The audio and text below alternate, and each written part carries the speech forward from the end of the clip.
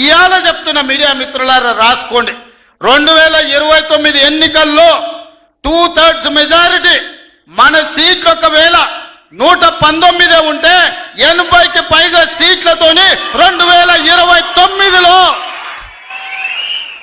మా ప్రభుత్వం ఏర్పాటైంది.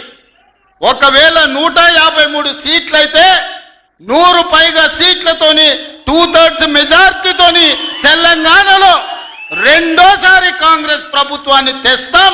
ఇది మా సవాల్. నేను ఇవాళ చెబుతున్న భార్గవ్ రెడ్డి రాసుకో, 2029 ఎన్నికల్లో 119 అసెంబ్లీ స్థానాలకు 5 సీట్లు గెలుస్తున్న కాంగ్రెస్ ప్రభుత్వం కుప్పకూలిపోతుంది. ఒకవేళ 153 అసెంబ్లీ స్థానాలకు 10 సీట్లు గెలుస్తున్నావు, తెలంగాణలో మొట్టమొదటిసారిగా మీ కాంగ్రెస్ ప్రభుత్వం అధికారం కోల్పోతుంది.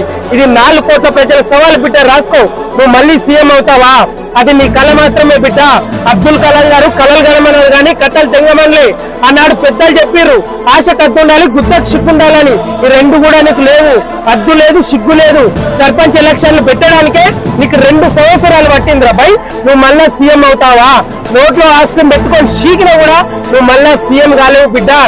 రేవంత్ రెడ్డి నీ సొంత నియోజకవర్గమైన కొడంగల్లో గెలువురా భయ్, గెలిచి మాట్లాడరా భయ్. 2029 ఎన్నికల్లో నువ్వు వచ్చినా సరే, నీ కాంగ్రెస్ పార్టీ లీడర్స్ వచ్చినా సరే, నీ కాంగ్రెస్ పార్టీ కార్యకర్తలు వచ్చినా సరే, నీ పైన ఉన్నటువంటి బాస్ రాహుల్ గాంధీ గారు వచ్చినా సరే, సోనియా గాంధీ, ప్రియాంక గాంధీ వచ్చినా సరే, నీ కాంగ్రెస్ పార్టీ ప్రెసిడెంట్ మల్లికార్జున ఖర్గే గారు వచ్చినా సరే, నీ కాంగ్రెస్ పార్టీ కర్ణాటక సీఎం సిద్ధరామయ్య గారు వచ్చినా సరే, Karnataka PCC, Karnataka deputy CM, Karnataka deputy chief minister DK Shivakumar garu వచ్చినా కూడా మా బొచ్చు కూడా వీకలేరు బిడ్డ. మా బీఆర్ఎస్ పార్టీ కార్ స్పీడ్ కు అందరు కొట్టుకొని పోతారు బిడ్డ.